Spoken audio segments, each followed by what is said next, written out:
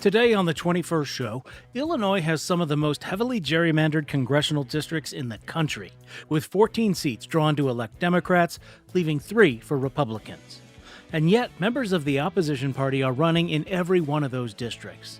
And today, we're having the first in a series of planned interviews with the men and women running for Congress in Illinois. Julie Fortier is a research pathologist, Air Force veteran, and first-time candidate. She's also a Democrat running against incumbent Republican Mike Bost, who's in his 12th year representing the heavily Republican 12th District in southern Illinois. I'm Brian Mackey. We'll talk with Fortier live for the hour today on the 21st show, which is a production of Illinois Public Media, airing on WILL Urbana, WUAS Springfield, WNIJ Rockford DeKalb, WVIK Quad Cities, and WSIU Carbondale. But first, news.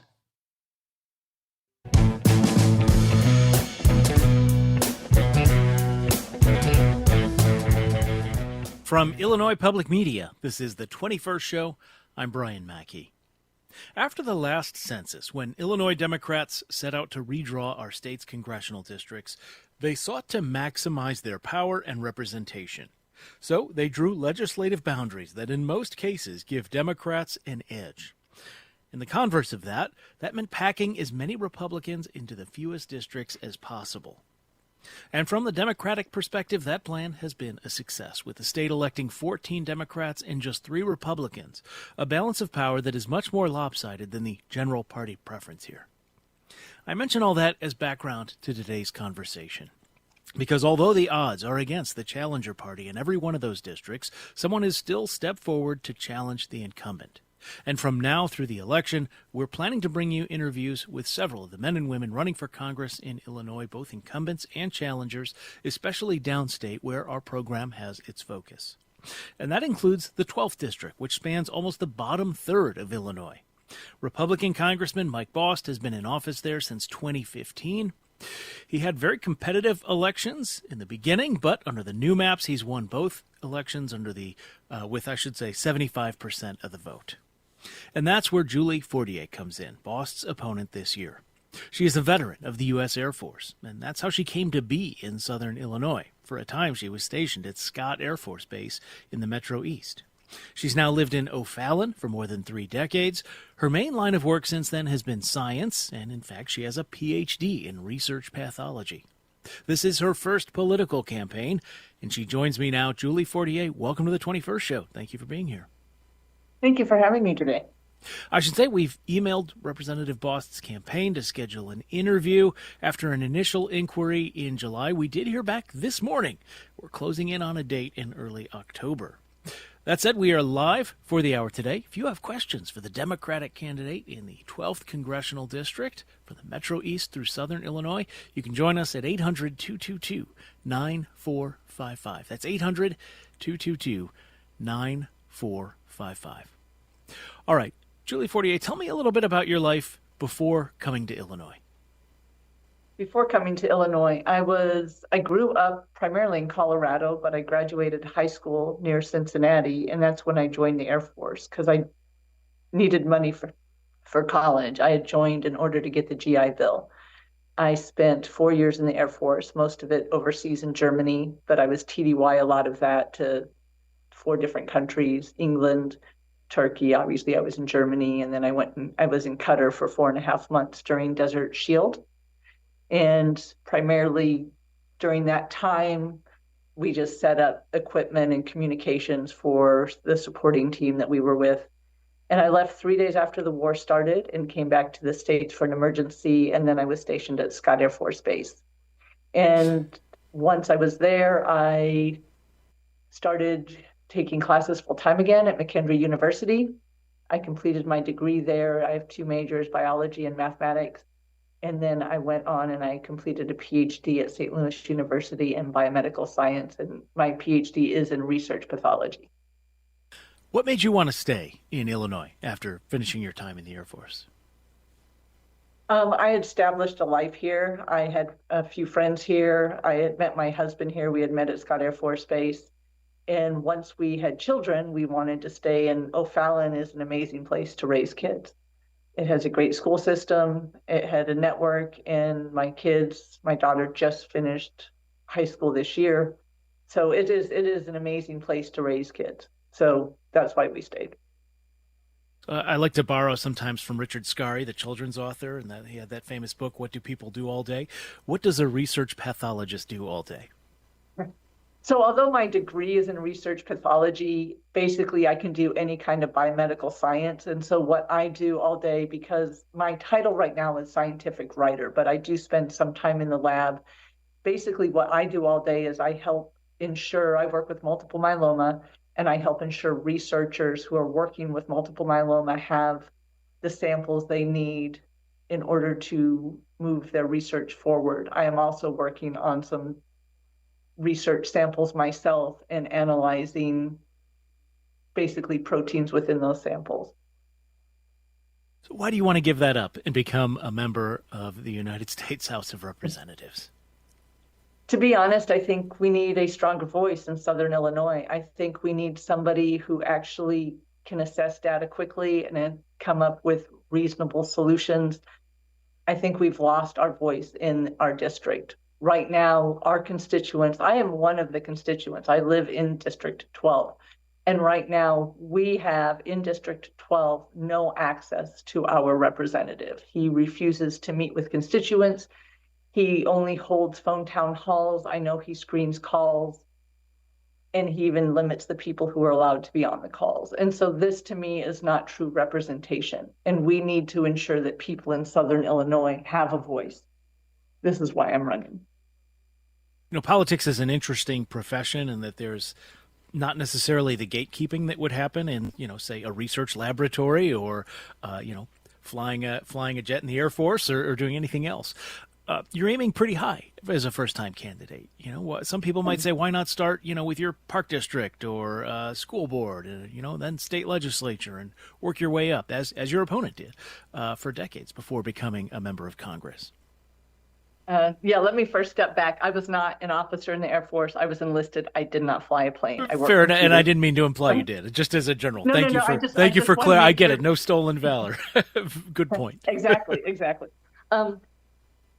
I think he needed an opponent, and I'm up to the task. I am not.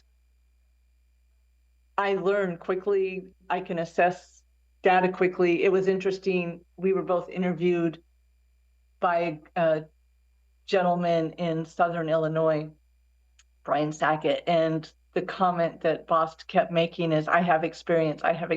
But if that experience he has is not moving our democracy forward and is not protecting our Constitution, then his experience doesn't matter. So to me, anybody who is willing to represent with integrity and with morality right now and is willing to protect our Constitution needs to step up. And that's what I'm doing. All right, let me reintroduce our conversation. If you're just joining us, this is the 21st show. My guest today is Julie Fortier, the Democratic candidate in the 12th Congressional District in Southern Illinois. She's running against six-term incumbent Republican Congressman Mike Bost. And you can join us throughout the hour, 800-222-9455. That's 800-222-9455. All right, let's get into some policy talk. And we can start with the economy. What can the federal government do to improve the economy, especially for Americans with the least income and no wealth to speak of? There are a few things we can do. First of all, although Illinois' minimum wage currently is $15, we definitely need to boost the entire United States minimum wage. What has been proven time and time again is that when you have a strong working class and a strong middle class, meaning they can afford to live, they can afford houses, they can spend a little extra, this actually builds an extremely strong economy, and it puts money back into the economy. And so that's the first step we need to take. We need to make sure that there are taxes that are being gathered by not only the ultra rich, but by corporations as well. Right now, there are so many loopholes that people use not to pay taxes. And unfortunately, it shouldn't just be on the shoulders of the working and the middle class. It shouldn't be. Everybody, if you were in this country, should be paying taxes. And what is interesting is a lot of people think that trickle down economics works, and it has been proven for years that it does not. One person, for instance, if you don't tax the ultra rich and you have one person who is not getting taxed, that person is still only going to buy 5 pairs of jeans in a year, and he's only going to buy maybe one car a year, or he's only going to buy, you know, a television or two. But when you make life affordable for the working class and the middle class, and you do that by multiplying the number of people who are in those classes and their affordability then to buy 5 pairs of jeans a person and buy one or two televisions a family and buy maybe a car every 5 or 8 years, that boosts our economy, right? That puts money back into the system. And a lot of people don't seem to consider that. And so this to me will help definitely boost our economy, and putting money back in, it will actually then allow us to have more money to spend on infrastructure and more money to go back into our communities. And that money then creates jobs, and it becomes this cycle. And we seem to have forgotten that. What form does getting that money out? I mean, are we talking minimum wage increase, just straight government redistribution? Yeah. It starts with a minimum wage increase, and then little by little, giving that actually will increase the ability for people to buy, purchasing power of people. And then it literally will start a roll, right? So then more money, the more people earn, the more taxes that are actually gathered, right, for the government. And then that money can actually then go back in and use toward infrastructure. And then that infrastructure bills will actually help create jobs. So yeah, it can start by increasing minimum wage, and that would be a huge benefit. Also, healthcare needs to be, we need to have a universal healthcare plan. People are spending way too much out of their salary, if at all. And if they aren't spending anything on health insurance right now, then they're gambling. And then unfortunately, if something happens right now, a person could literally go in debt the rest of their life paying off a medical bill. So this also is part of our affordability and economics, although it is a whole separate issue, healthcare, but it does weigh into affordability for Americans right now. So when you talk about universal health care, are you saying single payer, as Bernie Sanders would have it, Medicare for all? I am not sure if Medicare for all is exactly what we need right now. To be honest, it's going to have to be a step up program. A lot of people, if you just do Medicare for all right now, it will flip everything on the head. So it's not going to be a 1 or 2 or probably even a 4-year plan. So it could definitely lean its way towards single payer. But I think right now, if we can reinstate the ACA,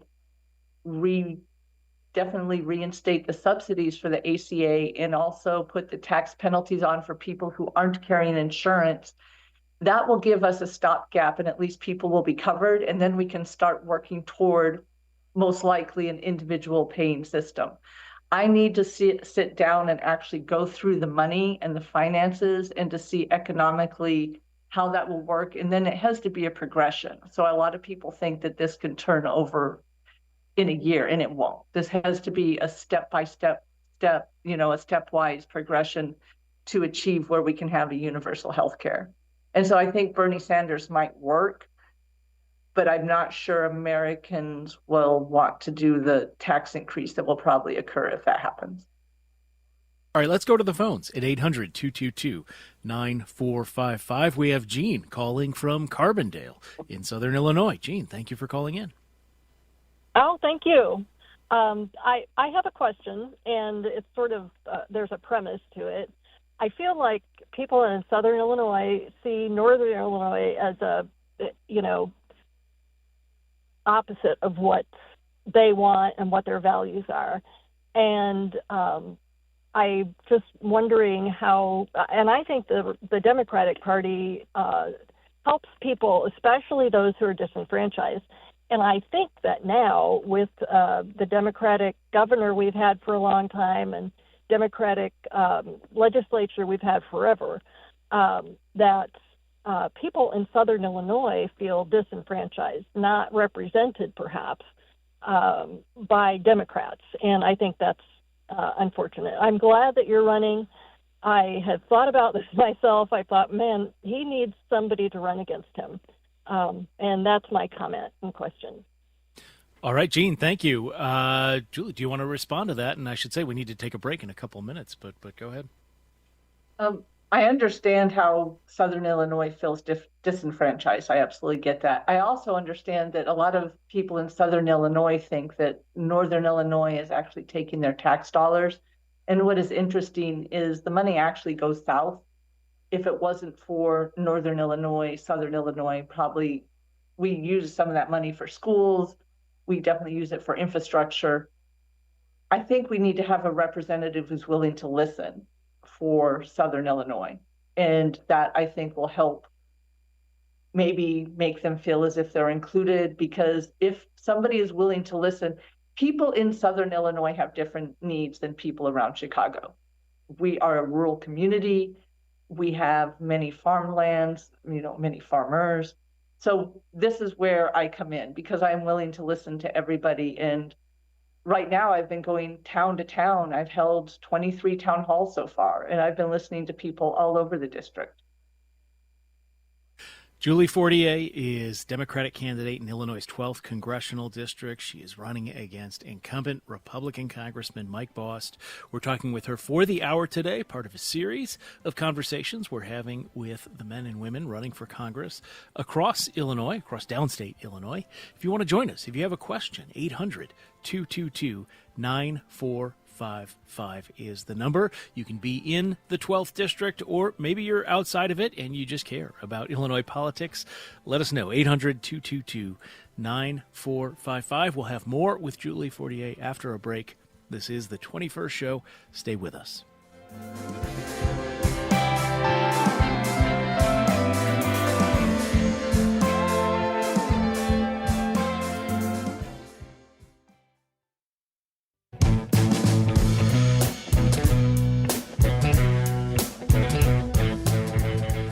It's the 21st show. I'm Brian Mackey, and my guest for the hour today is Julie Fortier, the Democratic candidate in the 12th Congressional District, which covers much of southern Illinois, including the Metro East, Carbondale, and points in between and outside. She is running against incumbent Republican Congressman Mike Bost, who will have been in office for 12 years at the end of this term. I should say we have been in communication with Representative Bost's campaign to schedule an interview for at least a month now. We did hear back this morning. We're closing in on a date in early October for an interview. You can join us throughout the program today at 800-222-9455. That's 800-222-9455. I do want to share a comment we got from a caller, didn't stay on the line, but Ted in Springfield said health care should be a right, not a luxury in this country. Why is it that every country in Europe provides health insurance? Again, let us know what you think, or if you have questions, 800-222-9455. That's 800-222-9455. All right, before the break, you were talking about some of the ways that Southern Illinois is different from Chicagoland, certainly, and other parts of Illinois as well. One of those you often hear about is gun culture. So I'm going to ask you, do you own a personal firearm? Are you a gun person? I actually currently do not own one, but I actually enjoy shooting. I am a proponent of the Second Amendment. I agree that, it is part of a Second Amendment and people have a right to own guns. I have no problem with that. I also believe that there has to be some regulation. It's no different than owning or driving a car. You shouldn't, in my opinion, people know if they're going to go hunting. My father was an avid hunter, actually a very good hunter. I think we had Canadian goose most of the time when I was a kid for Thanksgiving. And he always knew when he was going to go hunting. And so people, saying that they should be able to walk into a gun store and buy a gun and ammo the same day without any kind of background check or anything, I think we've gotten to the point where we know in this society, in our country, that safety wise, that's just not wise anymore. I don't know if anybody on this call or anybody listening has ever had their child's school go on lockdown. It's heart-wrenching. I've had it, I think, twice since my daughter was in high school. This last time as a senior, fortunately, nothing had come of it. But if we could stop if we could stop any of those horrible situations from ever occurring again, not just at high schools, but in public, I don't see why anybody would be opposed to that. You know, in 2026, there are a lot of things that there's growing dissension among Republicans on, but gun laws does not seem to be one of those areas. And, you know, you hear from a lot of people who think that Democrats in general and, you know, the Pritzker administration here in Illinois are out to get them. How do you relate to voters who think Democrats are, you know, going to take away their weapons? I think they actually need to look at the facts, because we're not. Nobody has asked to go take away their weapons. It's just wanting to have smart legislation for them. I don't think that is asking too much at all. You know, and to me, even protecting, I mean, I don't know how law enforcement would view this, but do they want everybody on their streets who might not be mentally sound enough to have a weapon to go out and be able to buy a weapon? I don't know. I would think they wouldn't. Another issue, a key social issue that has been top of mind for several years now, since the U.S. Supreme Court overturned what had been a constitutional right to abortion in Roe against Wade, is the issue of abortion. And we've seen the Trump administration moving to suspend, or trying, I think not succeeding so far, but to suspend the medication abortions that have been shipping around the country, especially to states, unlike Illinois, where abortion is now largely illegal. So let's talk about this. What laws, if any, do you think there should be imposing restrictions on abortions? So I am not pro-abortion. I am pro-women's health care. And what that means is that is between a doctor and a woman, and every politician needs to step outside of the clinic. That is none of our business.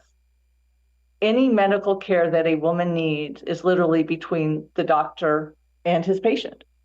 And all of these people that think that we as politicians have a right to step inside and know better than somebody who has gone to school, medical school for 4 years, residency for 3, fellowship for 3 to 5. Who are we to say what kind of treatment a patient needs? I believe in medical care. I believe in people having a right to medical care. This is not expand or shouldn't be limited because it's a woman. The people who are most passionate about this issue on the anti-abortion side, you know, often say it's a question of life. So I guess I would ask you, when do you think life begins? When does life begin? That's a philosophical question. It is. So I guess it shouldn't be a question of when life begins, but necessarily who has a right to control their own body, right? So it doesn't, people can always say, I mean, if you think about it, every individual cell you have, even if it's not a gamete, so even if it can't turn into a child, each cell is alive, but yet you wash your back and you scrape off cells, both dead and living. So, you know, and then I know that's kind of, I'm not trying to be hyperbolic, but the thing is it's not necessarily when life begins, but who has a right to control somebody's life. And that's what is actually happening. And what is interesting is the term abortion is used in even procedures where a fetus is not removed, right? So for instance, if you need to have a D&C where it's a dilation and cauterization, sometimes that occurs, and that's considered of an abortive procedure And sometimes that occurs even after a viable birth, even after a mother has given birth to a viable child. And a D&C needs to be done in order for a woman at times, not every time a woman gives birth, but sometimes it needs to be done so a woman doesn't bleed out. And now we have politicians, because the term abortion is used in there, because oftentimes like some placental tissue or some other tissue will be removed during this procedure, it's considered an abortive procedure. And so removing this ability, putting politicians going into a doctor's office, going into, and what I mean by that philosophically, so right, any rule that a politician is making is literally going into these doctor's offices. And it shouldn't be. That should be between a doctor and their patient. Let's go back to the phones, 800-222-9455. We have John calling from Bloomington, Illinois. John, thank you for calling in. Hey, really appreciate the opportunity to speak to Julie and to convey my respect and encouragement to just nail it. Just give them everything you can, full barrels. Shut Mike Bost down. He's one of the 126 congressmen who voted to suspend the election, what I consider a betrayal to his oath. So I'll stop that right there. But I wanted to talk about the primary results, which kind of give me, and I think they should give you a reason for encouragement. There were 100,000 people voted for Mike Bost in the Republican primary. Excuse me. There were 29,000 who voted for Julie. So I think relying on the heritage, what that means was explained to me a couple of days ago by a guy who said, so what that means is that if you take half of Mike's and half of yours, that's the split. The independents who went either way. So if the independents and the disenchanted Republicans go Democratic, no matter what, because they're tired of this, then you've got a chance to flip Mike Bost. And I know that your funding is, you got $1 for every 50 that Mike Bost has, but you've got spirit on your side. And I'd like to talk about that specifically because I want to mention, Ken Gray, Paul Simon, and Glenn Pashard, and think about their legacy and what they brought to Southern Illinois. They brought more prosperity, right? They flipped Southern Illinois from, hillbilly to metroplex, where you could drive, you could get any, they brought prosperity there. So think about what's happened since then. And, awaken the legacy, and you got a shot. And I appreciate the few moments that you gave me. Thanks. John, thank you so much for calling in to share your perspective. Gene, let me ask you about that. About, Southern Illinois used to be solidly Democratic. You have been there, 3 decades now. You have seen this process by which it has become a, one-party part of the state. What has that been like? What do you understand to have happened over the past 30 years that made a place where Democrats used to be dominant to a place where they're, by some definitions, an endangered species? Yeah. It's interesting. It's actually sad. I think people don't necessarily consider the fact that the Democratic Party will actually help them out. They're looking at other aspects of what the other party is, and they're believing what they're hearing without necessarily taking the time to investigate or look up their own sources. I will tell you this, people in Southern Illinois, people in this country are exhausted. They're tired to keep up with the newsreels, like constantly. I am listening to newsreels, and I usually listen to them on 2 speed because just to get twice as much in all the time. And to take, if you're working 1 or 2 jobs and you have 2 children at home, and then to come home, put the kids to bed, clean up the kitchen, start your laundry. A lot of people don't have the energy to sit there and go through the facts. And so sometimes they'll follow the one that sounds the best. And that's not necessarily the truth, but they're hoping, right? They're hoping that no new wars were going to be started. They're hoping that all of this money from tariffs, they'll get a tariff check. They're hoping that after Doge occurred, that they'll get a check in the mail from Doge. And I'm trying to bring back to Southern Illinois and to this country, and so many of us are trying to do this, reality, right? I'm trying to make sure that we can have a common sense government come back. And it is exhausting to have to sit there and do fact checks, and I understand that. And I think our district is just tired. And I think if they will take 2 seconds and maybe do one fact check and say, you know what, this isn't working the way anybody had said. I can't blame people for voting for necessarily what somebody had said, but what was promised were lies. What I can blame, however, is the fact that Bost has not stood up for Southern Illinois. He has not stood up for this country. Between the, any kind of money that is being spent, our tax dollars that are being spent without congressional governance, anything that has gone on that, for instance, $1.2 billion was given to a German company a week and a half ago.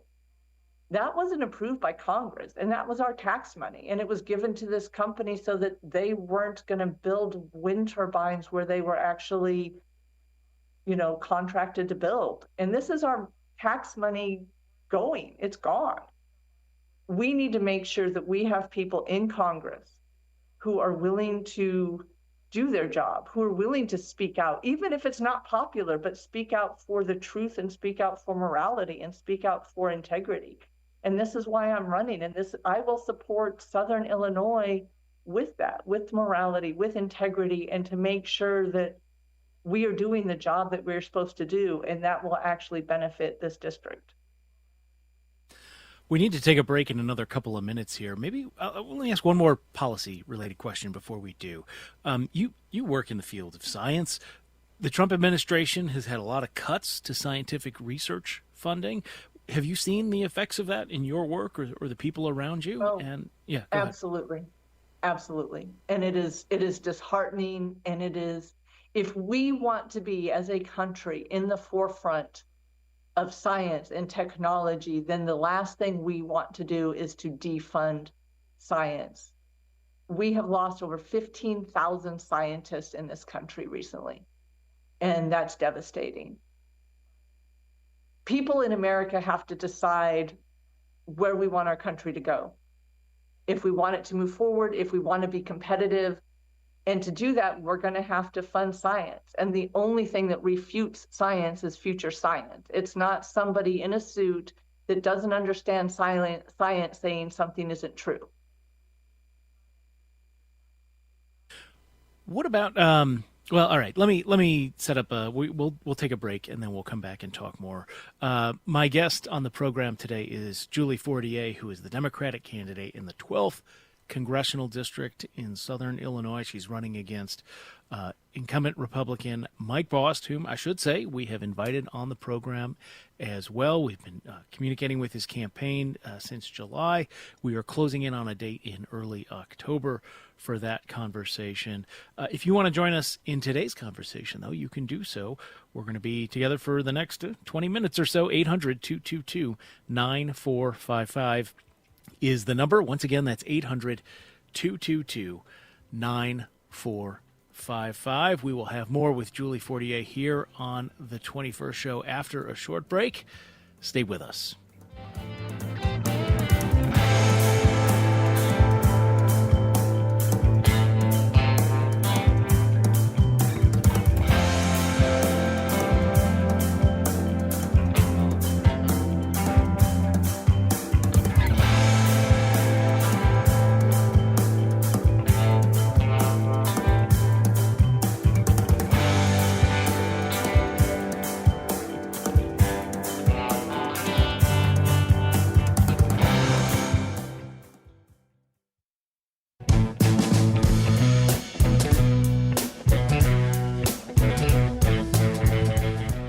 It's the 21st show. I'm Brian Mackey. We're talking for the hour today with Julie Fortier, who is running against incumbent Republican Mike Bost. She's a Democrat in Southern Illinois, 12th Congressional District, which includes Carbondale, the Metro East, and points in between and beyond.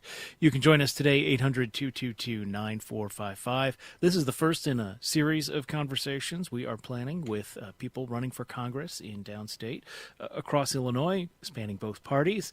And in fact, Congressman Bost, we're closing in on a date in October, hoping to have him on the program as well. You can join us again, 800-222-9455. Before the break, you were talking about the disconnect. We were talking about the disconnect among voters in Southern Illinois with Democrats over time. And you mentioned policy and fact-checking and being aware of, issues. We had an email, or I should say a text message from Terry, who's in the Quad Cities. Says, what the candidate is saying about people not having the ability to be on top of the facts is so true. I've watched the discussion on Facebook having to do with the closing of the packing plant in the Quad Cities. That's a meat packing plant that's closing there, 2,500 jobs being lost. He says people are upset, but they are woefully uninformed on the facts that supported the decision to close the plant.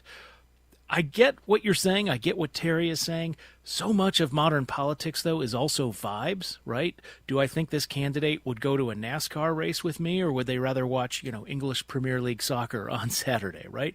Do they have a, Realtree camo coat like I do, or, basketball jersey or something? Do they like country music or pop music?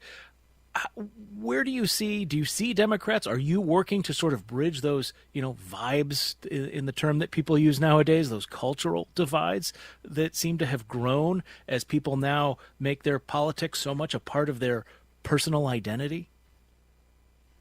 Yeah, I think what's interesting is so many people nowadays, well, they flipped, right? So this district flipped. It used to be blue and a long time ago, and then Glenn Bouchard was the last representative who was actually a Dem, and he finished his term in '99.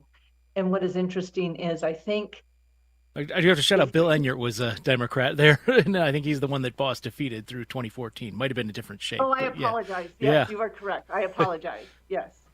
So you are correct, and I apologize. So what I'm trying to figure out is if people are willing to actually look to see who will actually work the hardest for them, or the people who can actually relate to them. I might be working in a science lab now, but I've worked labor jobs. I've spent 10, 14-hour days on my feet being a line cook or being a waitress. So I know what it's like to make ends meet by scraping by. And I don't want people to scrape by. I want people to be able to afford a living. And I want people to be able to save for a future. I don't think that's far-fetched. And I don't think our current Congress and our current representative in Southern Illinois will reach out to the constituents the same way. He won't even have town halls. I'm one of his constituents. I would love to have a conversation with him. We have invited him. My campaign has invited him to every town hall we have had, and he has not shown. And we have also invited him through WSIU to have a debate, and he has not responded. I was going to ask, we had an email asking if there were any debates scheduled, so no debate scheduled with him. No, we've tried. We have definitely tried. And to me, the constituents have a right to have a debate. They have a right to hear a debate. And I don't understand where, I know I could guess, but I don't know why Bost, if he wants to represent his constituents, why he would not come out and have a debate with us. I want to ask more about, what Democrats might do should they regain power in Congress, what you might do should you win this election. There's a debate going on about, whether to investigate and impeach President Trump, tear down the East Wing ballroom, or let all that go and focus on the price of ground beef and things like that. Where do you come down on that? Why does it have to be one or the other? I guess. So my thing is, everybody should be accountable for their actions. And if their actions were illegal, then they needed to be held accountable for those. And at the same time, we can start working on affordability for people. We can start working on a universal healthcare plan. We don't have to just focus on one thing, but everybody definitely should be held accountable for their actions. Would you support prosecuting members of the Trump administration for some of the excesses of, be it street level Border Patrol agents or the people who, directed these programs that have resulted in Americans being shot on the streets of, cities like Chicago and Minneapolis and elsewhere? If anybody in this administration helped with anything that was an illegal act, they should absolutely be held accountable. Here's the thing, sorry, right? Please if we don't hold people accountable for doing this, then why would anybody on the streets, why would any constituent, any American not think that they too should not be held accountable for anything they might do that would be not law abiding? So if we don't hold the people in office, in public office, to at least our minimum standard, and to me, they should be held to a higher standard. But if we don't hold them to the minimum standard, then what are we saying to the American people? I want to mention another comment. We got a text message from Pete in Carbondale. Says your vibe comment is spot on. It's just that the rebel spirit used to be with the Dems in Southern Illinois, but now it's shifted to the Republican side. It's the same vibe, but different end result. Still us versus them, but the focus and end result is changing. We also have another caller on the line. Joseph from Marion is calling. Joseph, thank you for calling in. I understand you want to talk about Congressman Bost and his case on voting, mail-in voting. Yeah. Yes, my comment is regarding Representative Bost's Supreme Court case. This case is about mail-in ballots and the counting of these ballots that are postmarked before Election Day to be counted up to 15 days after Election Day. According to Google, Bost's comments is that it's costing him money having his staff counting these, monitoring the counting of the ballots. The irony here is that the attorney presenting Bost's case to the Supreme Court commands a salary of about $2,650 an hour. It just seems that this whole effort is to restart or restrict voter participation and nothing about money. I appreciate your comments.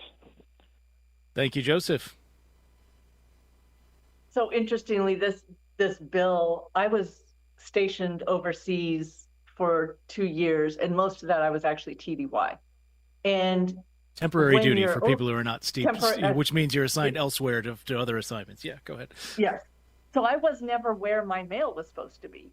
And what people need to consider is if we are going to limit the time frame of mail-in ballots being mailed in, the people it is affecting the most are military personnel. These people who are wearing the uniform, these people who have sworn an oath to our country, and we will be limiting them. So to me, as long as a postmark exists, the ballot should be counted. So I don't know why you would want to limit any votes, because why would you be concerned? Because if you're a strong candidate, those votes would be for you, presumably. So it should just add to your count. But it literally will disenfranchise voting for military personnel. The U.S. Supreme Court ruled 7-2 that Bost can continue. There was a preliminary ruling, not on the merits of the case, but just that he can continue pursuing this, regardless of whether he can prove the law harmed him. One of the questions that Democrats are also going to face in the coming years is what to do about the U.S. Supreme Court, because it has frustrated attempts at, Democratic Party, attempts at reform in the past. Would you expand or support a law aimed at expanding the number of justices on the court or limiting the court's jurisdiction? I would expand the court to represent. We have 13 districts, judicial districts. I would expand it to at least one in every district. I would also put term limits on the Supreme Court, this in for life. Also, they should be accountable for any kind of gifts and any kind of bribery that any of them have taken. That should also occur.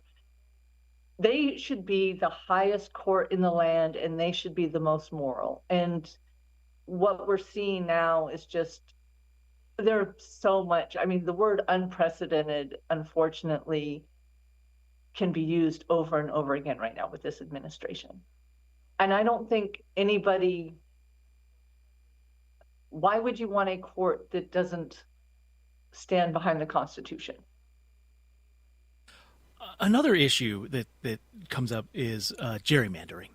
This is something where in Illinois, most Democrats benefit from the gerrymandering that happens here, right? We have 14 Democratic members of Congress, 3 Republicans. If you just looked at how the statewide vote preference goes, which is usually 55 to 45, give or take a few points, Democratic to Republican, we would only have 10 Democratic members of Congress, 7 Republicans. So most Democrats in Illinois sort of benefit from the gerrymandering.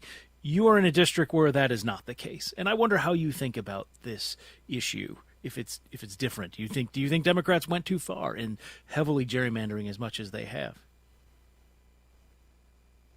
I don't think gerrymandering is good regardless. And if we allow it on one side, we allow it on the other. And it just doesn't sit well with me. I don't know how the best way to draw districts. It obviously has to be based on population. I don't know the best way to draw districts in order to ensure that there is a adequate amount of representation for a demographic. So, right, do you focus on race? Do you focus on rural population? Do you focus on, so there's always an issue on how you draw the lines. But to me, gerrymandering should not be allowed on either side.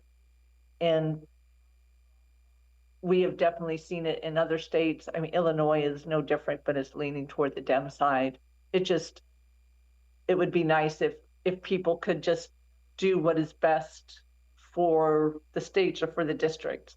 And unfortunately, right now, there's so much division in this country, and that we have forgotten that we're all Americans, and that interestingly, everything that occurs in this country, anything that goes through Congress affects all of us. And we need to remember that all of us are Americans, and we need to see if we can come back together again. On that note, and we are coming to the end of our time together, just a couple of minutes left, coming back together, we are in an era where trust in institutions, the cohesion of our society, it's eroding, right? Whether it's science, journalism, the law, government. What steps do you think we should be taking to rebuild that trust and unity in American society? Yeah, interesting. As far as journalism, I think if somebody literally or intentionally puts out falsehoods or misinformation, I think they should, have a monetary fine. Interestingly, with science, if your science goes through a peer-reviewed journal, the only thing that can refute science is new science, and that happens all the time. And usually it just increases our understanding, and it enhances our next steps. And as far as helping with science, it literally is putting money into science, and that's how we definitely allow science to grow. And people, I don't expect people to have blind trust in science. I mean, I go in and I question physicians all the time, and I have the background, so unfortunately it drives physicians nuts, I'm sure. But I think people shouldn't be going in blind and saying, yes, absolutely everything you say. Ask the questions. And if you don't happen to understand the journal articles that go with science, I understand that, then ask your physician to explain it if you happen to pull one up. But I think holding people accountable for making sure that they don't present falsehoods, this is what we need to bring back. We have allowed people to lie. We have allowed people, it made it acceptable. And to me, that's not okay. And then basically somebody saying, well, as long as it still can be called a news network, but not, it has to be it's an entertainment network, but we can still put the word news after it. That doesn't sit well with me either.